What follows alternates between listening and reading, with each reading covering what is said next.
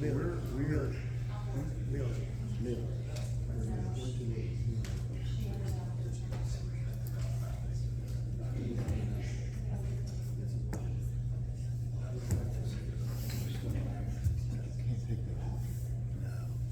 to wait for the others. Wait to catch up.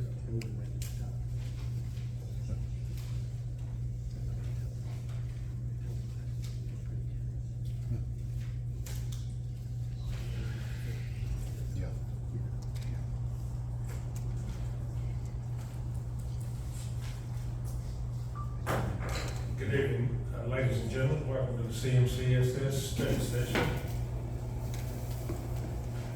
First item is public participation. Ms. Ledbetter. She had said that she might not be here tonight, so just checking to be sure, Ms. Ledbetter. Strayer, please come forward.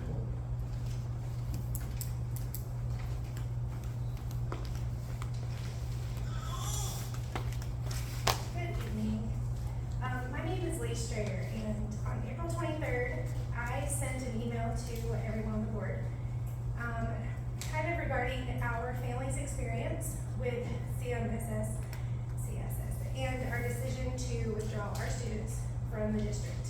Just a little side note, we've only been here since November, so it had a big impact on my family.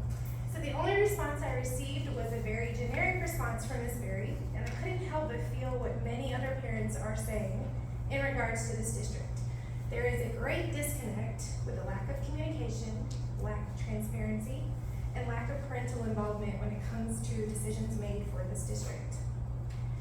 And please note that this is something that a lot of parents have expressed, is that some of the decisions that are made feel as if this is a private entity, when in fact you do work for the families of this community. So today, yesterday, posted a little survey, and we have some feedback to share. I have copies for you guys, just so you can see it. And I just wanted to point out that according to the guidelines, your role is clearly outlined as holding the director of schools accountable for reaching goals set by the district. But according to the district of schools guidelines, their role is to minimize unnecessary disruptions that interfere with instruction. So in case some of you did not open my email from April 23rd, that is the exact reason that we chose to withdraw our students and choose homeschool. So according to this survey that I posted, we had nearly 200 parents who participated, and then I had to shut it off so that I could give some proper numbers for you guys. So according to this survey, 52% do not feel that parent concerns were handled effectively. An astounding 72% felt that you guys did not provide a safe learning environment conducive to learning. And additionally, 50% felt that communication from teachers, admin, the board, and the director are ineffective or completely ignored. So these numbers are really frustrating to many of us. We're trying to understand why we can't offer or provide a safer, healthier environment for teachers and students, why your teachers are leaving at alarming rates, and what you as individuals can do to support families and teachers who rely on the public education. And we're not talking about specialty groups here. We're talking about your neighbors, your friends' children, perhaps your own children, your church friends, your neighborhood friends. My children are currently homeschooling because, and I literally will quote what my child said, "I can't hear anything. I come home with a headache every day." And that's only my second grader. My one child, who was 10 years old, went from straight A's to C's and D's because the teacher did not have time to teach them the material that needed to be taught for their testing. So she just gave them the answers and then forgot to upload them to give my child her grade. So my child's not being taught. She's not able to hear anything because the children were so disruptive. There was no support for the teacher in the classroom. And so because of that, I can offer a better education than the public education that my child was being given. So that's just a little bit of information that was also in the email as well. And if you open this communication barriers with parents, respond to emails, allow more parents to speak at these board meetings, you will find out, and these are some of the things they told me in the survey, that special need parents respect your efforts of inclusion, but they also want their children to be safe. They want support for the other students in the classroom who are not affected, and the teachers. The lack of support in the classrooms, lack of additional special education classrooms, paras, trained professionals, and blatant disregard for IEP requirements, and a lack of teacher assistants have left classrooms vulnerable to disruptions. You also would know that there is a massive gap in how your facilities accommodate children in wheelchairs. Playgrounds lack accessibilities for these children. Parents should not have to hire an advocate to fight for their children's basic needs. Another major topic that parents are expressing concern is bullying. And I'm going to say a quote from a teacher who reached out to me and wants to remain anonymous. She said, "Just having an anti-bullying slogan and line in your student code of conduct is simply not enough. Teachers are harassed and reprimanded when they ask for help from admin. Parents are not held responsible. Students are not held accountable. And the board, well, they are a joke when it comes to understanding what consequences should be implemented." End quote. Teachers are sick and tired of feeling undervalued, underappreciated, and like their hands are tied behind their back. They have zero freedom to educate. They don't want to produce robots who just regurgitate good test scores. They want to maintain control of their classroom with support from the admin and want to be heard. And these are a few words, unfortunately, that were used. Oh, is my time up? Oh, that was too fast. Okay. Well, I will provide you guys with a copy of this if anybody would like it, and it just kind of outlines how parents feel about the district. Thank you. Ms. Zanzibar?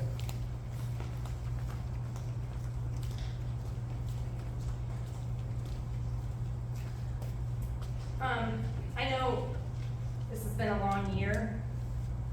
I just want to start out by saying that I don't want to be here. I don't know if you guys think we want to be here.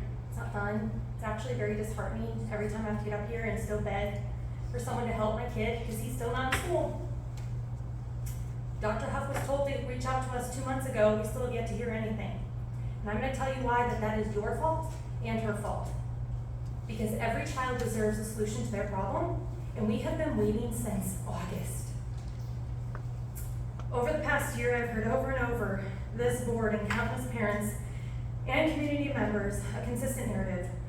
One of you even met with the mayoral candidate and shared this false narrative with them. I had to correct it. The false narrative that CMCSS school board governance policy limits the board's ability to help parents that come to them privately or publicly. I admit I failed. I believed every one of you.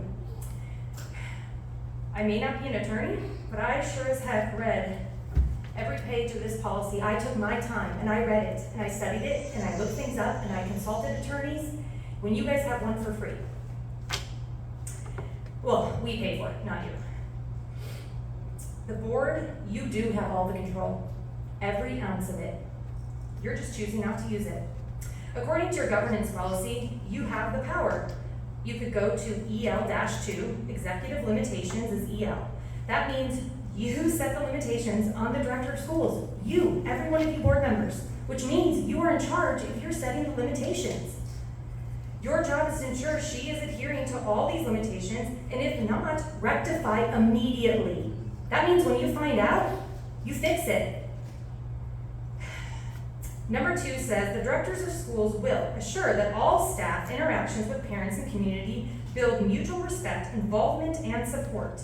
And then again on the next page, EL-3, number 7, effectively handle complaints and concerns. I think we can all agree that's not something happening in this district. And I promise you, it's not just the people in this room that have the courage to stand up and have their names smeared and have you guys all just ignore us. It is every parent in this district that has had a situation where they consistently feel ignored. I shouldn't say every, most. When was the last time you followed your own governance policy and sought out to find if the director and her staff are adhering to these policies? Month after month, you hear publicly, and I know y'all get those inbox messages if you choose to open them and read them like she just read to you, that you are failing. She did a survey. When was the last time y'all did a survey to the community? Not the director of schools, not the district. When did the board do it? It was a Google survey. All of you could do that. It wouldn't be that hard. What are you doing about it? I know personally a board member was asked, they asked the director to follow up like I told you. It's been 10 months, y'all, 10 months. We are coming up on the next school year. Is my kid allowed to go back to school? I would love for one of you to please inform me if he can go back to school next year, so we can figure out what we're doing as a family. You have the power, you are choosing not to use it. You are choosing to fail every child that has been affected this year. Every child that received a sexual harassment, every child that was sexually assaulted, every child that was not safe, every child that was assaulted, every parent that experienced a horrible experience at this district, every teacher that was assaulted by a student, every teacher that experienced bullying from their administrative staff. I mean, I could go on and on and on. You, not the director, y'all let it happen. I would like to read something from this survey. Decisions for the last few years have been made. This was from a former teacher. Decisions from the last few years have been made to please the district administration and what they want, not what's best for the students or teachers. I hope it changes under new leadership. She needs to clean out leadership in instruction and pay close attention to middle schools where all they do is test and let the students run wild. I can attest to that. They hired too many admins from out of the district. 4 were asked to leave Metro Williamson and got jobs as principals here in the past year. That's concerning. Get rid of Imperatrice and Geist, especially 2 Williamson County people who have been making decisions for years over the middle schools, and the scores have been dismal, and that was way before COVID. And I will tell you all, I've been telling you that since my experience. I don't have ill will against these people, but when they adamantly chose not to help our child, and they were the ones in charge of helping them, and they chose to ignore the situation, they did not do their job. And your job is to make sure there's a consequence to them, not my kid. Why are they all have jobs? Why do they all get to stay in their school? And our kids have to leave. Her kids had to leave. How many other kids have to leave? And just so you all know, if you look at your governance policy, you can have communication with parents. You can do all these things. Please read it. Ask Mark Nolan if you have questions. We pay him $150 an hour and it's about to go up to $180. Thank you. Ms. England? Good evening, Karen England with Parental Rights Council, and I'm going to highlight some things so that you understand, just similar to when your staff that you're supposed to be holding accountable, we're doing some curriculum all based on a law that wasn't a law. They had sent out this law to the community, and it was the public that had to come forward, not your attorney, and say, that isn't what the law on sex ed is in the state of Tennessee, so you're welcome. I didn't charge anyone for that.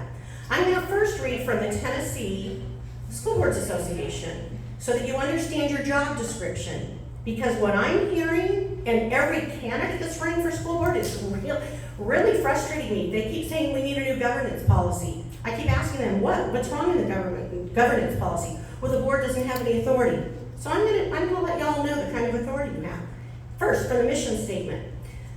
The mission of the Tennessee School Board Association is to assist school boards in effectively governing school districts. You are to be governing. So I'm going to read from your policy that's on your website about your job and your authority. Global governance commitment.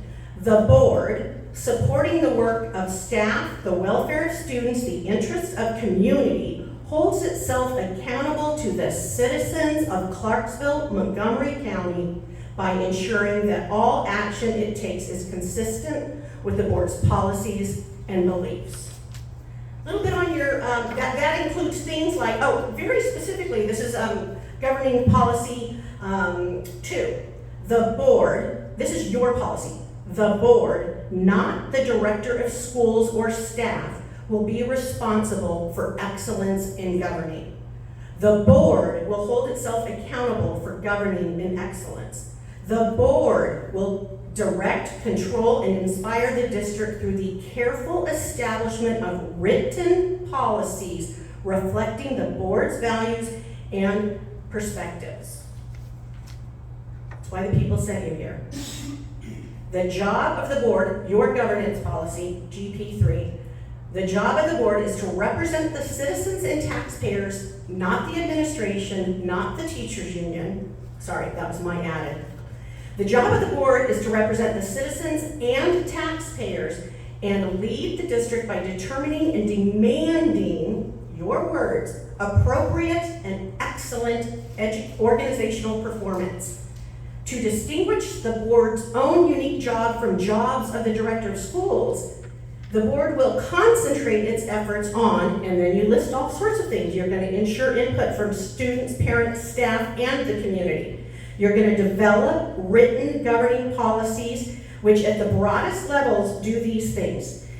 Have constraints on executive authority, meaning there are some constraints on what your director of schools is supposed to do, and you know who's supposed to give them those constraints? You all.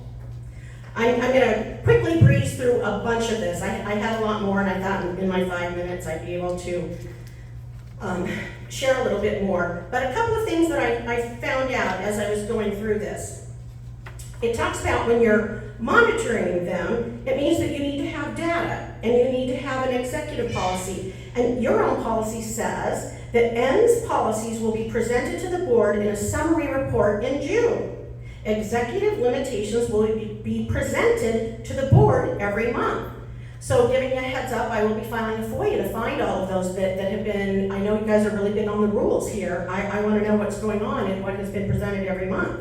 All policies which instruct the director of schools will be monitored at frequency by the method chosen by the board. So far, I don't think there's been a method chosen. For all formal board meetings, an agenda shall be prepared by the board chair with the input of the director of schools. It's the board that makes these decisions. And last but not least, and this is when I read this, it ticked me off. And what ticks me off, I'm just going to say this, I travel everywhere in school boards. The fact that this is a military town and these parents have to have a parent at home, they already are stressed out. You should be bending over backwards for these men and women. And I know not everyone's a military family, but in this school district that serve our country, they should not have to spend their nights here. They should be able to be with their families when they are home from being overseas. It pisses me off. Here in your own policy, any board member may request an issue to be placed on a work session agenda, and the board chair will, not may, will have to place such issue. You've sat up here and listened to parents for years, and have any of you placed an item on the agenda and said, we'd like the director of schools to explain why this policy is happening the way it is? The answer is no. Item 2, 2022-23, memorandum of understanding between the CMCEA and CMCSS Course 3. Yes, Ms. Johnson, Human Resources, Chief Human Resources Officer.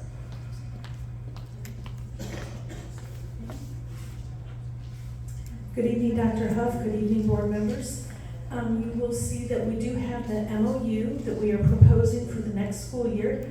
I'm proud to say this is our 10th year that we have successfully implemented a memorandum of understanding through the collaborative conferencing process. A management team made up of 7 administrators representing the Board of Education, 7 teachers from CMCEA representing the educators of the district are parts of this collaborative conferencing team. The group met 9 times this year in person from October through May. The actual MOU document will be placed on the CMCSS website with hyperlinks referencing all the policies and procedures that are part of the understanding once the board has approved the MOU for the next school year.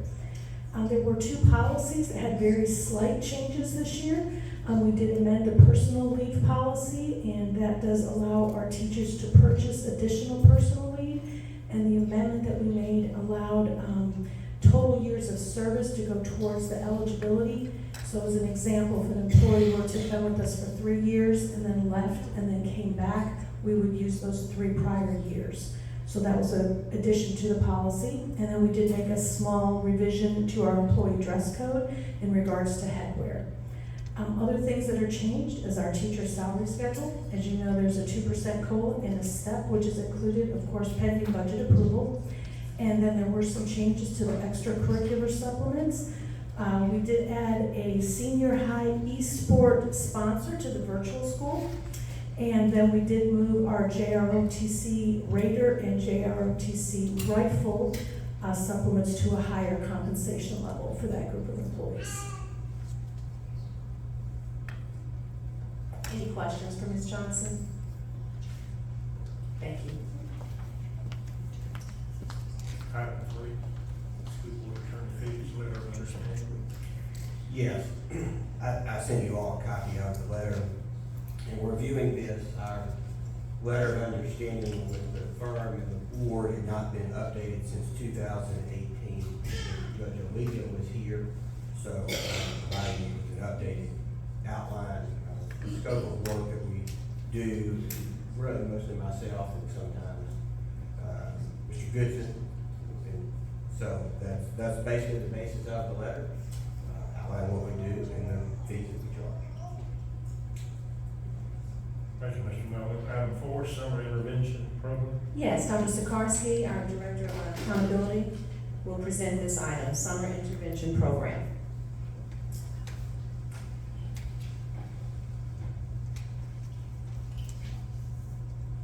We've missed you. It has been a long year, a very long year. I'm getting ready to share what's going on with our summer programs for this year. And first, just remind you that there was legislation as we went through COVID to help address all the learning loss that children were impacted with. And so there was some legislation put in place, and our programs are designed around what were required. So the first one is the summer learning camps, which is your elementary programs, and this is 6 hours a day. We ask for a waiver to do 4 days a week so that children can have a bit of a respite.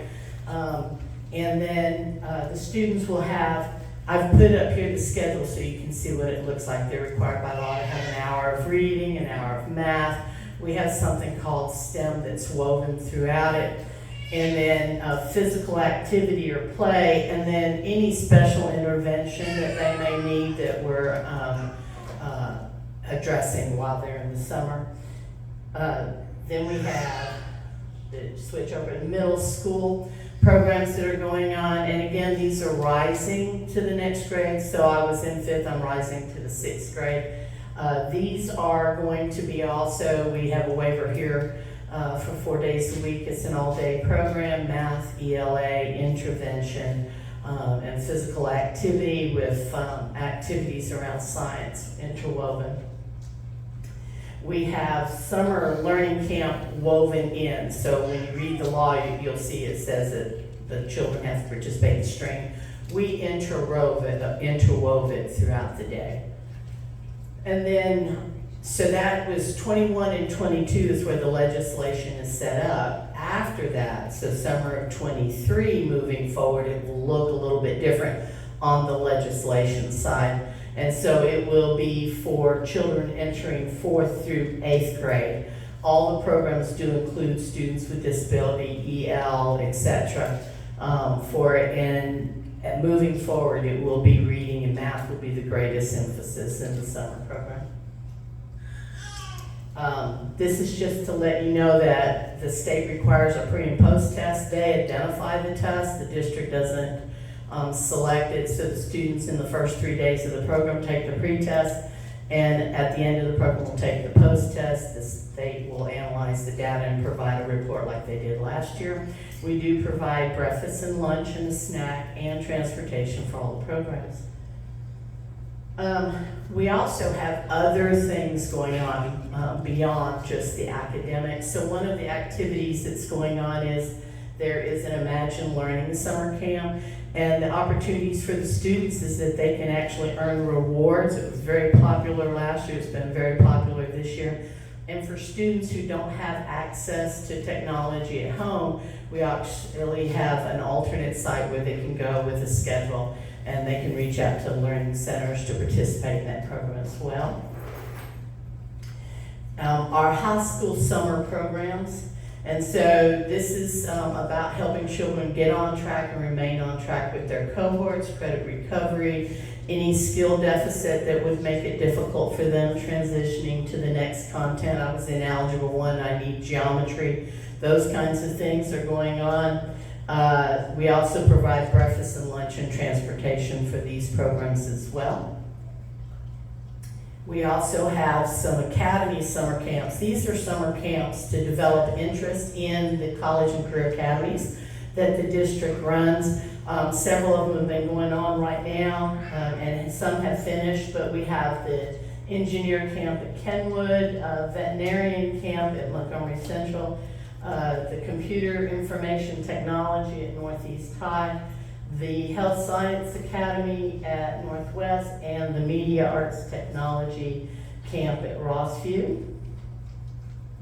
Then we have several different STEM camps going on beyond what's woven into the summer early learning. And so we have robotics, we have Camp Invention, we have Cyber Patriot, and these are all around developing interest in those fields aligned to STEM. And extended school year is specifically designed for addressing the needs of students with disabilities that need that continuity from year-round rather than having a large summer break. Questions? Do all of the summer programs offer breakfast and lunch? We actually provide them, but the law says that you had to feed the students. That's sort of how it's set out. So the child nutrition here provides the breakfast and lunch for us, and then we provide through the ESSER and summer learning funding the snacks for all the children. It's a long day, and so you want to make sure that they're all right. That's great, thank you. Yes, ma'am. Thank you. Thank you, Dr. Sikorsky. Thank you. Item 5, director's contract, first read. Yes, you all should have a copy of the proposed new contract with the director. Several years ago, you voted on the selection of the director. This is the last step to actually the board hiring and retaining a new director's approval of the contract. I have met with the new director to review the contract, and we have been advised that she will sign the contract if the board approves it. So, I don't know if you all have, I'm sure you all had a chance to look at it. If you have any questions, generally it is a 4-year contract. In the state of Tennessee, you cannot have a contract longer than 4 years with the director of schools. You can renew a contract from year to year, and that's generally what it is done. But the initial term is for 4 years. We've made some changes about how the compensation is, and there's a provision in here that the compensation will be reviewed at least every 3 years, but it does not have an automatic step increase, which had been in previous contracts. This contract is similar to the one that Mr. House had and Mr. Worthington had before. We've made some modifications to make it clear as to when we would actually take the time to review compensation. And that review would in the future take place before the budget, so that would be something that would be included in the new budget. And so reviewing the contract for this year, the contract is the compensation of the new director of $225,000 a year. There are other provisions in here for vacation, health insurance benefits, phone, laptop, things of that nature, things that the district has provided to the previous directors. There's also provisions in here about how the contract could be terminated, and it requires the director to live in Montgomery County. So I think it has, I think it covers everything it needs to in the various paragraphs. So like I said, it's similar to the other contracts that we've had, but it is slightly revised. So do y'all have any questions about anything particularly in the contract? Thing I just want to emphasize, which is a good thing, that she was already in the TCRS, the Tennessee Consolidated Retirement System, and of course that would continue on with this particular contract as long as she's employed here. And that is true. In Mr. House contract, we had an extra provision where the board was providing additional payments to a retirement plan outside of that, and that is not contained in this contract. Any other questions? Mr. Nolan? Thank you, sir. County Commissioners' comments? Appreciate y'all being here. Other business? Dr. Huff?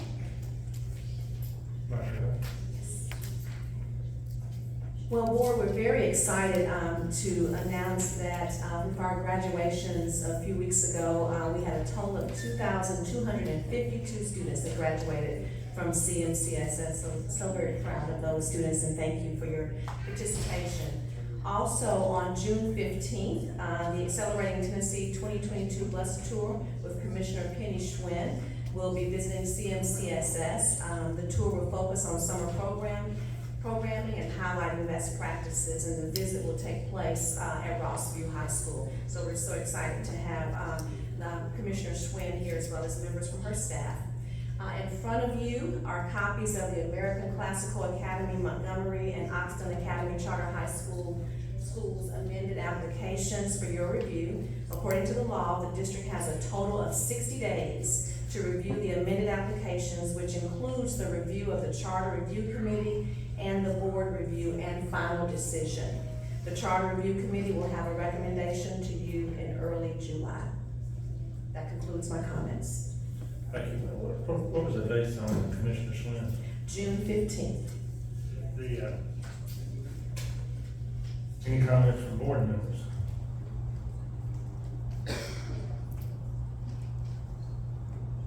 We are adjourned, and we'll go right into another special session, right, immediately after this. Mr. Chairman?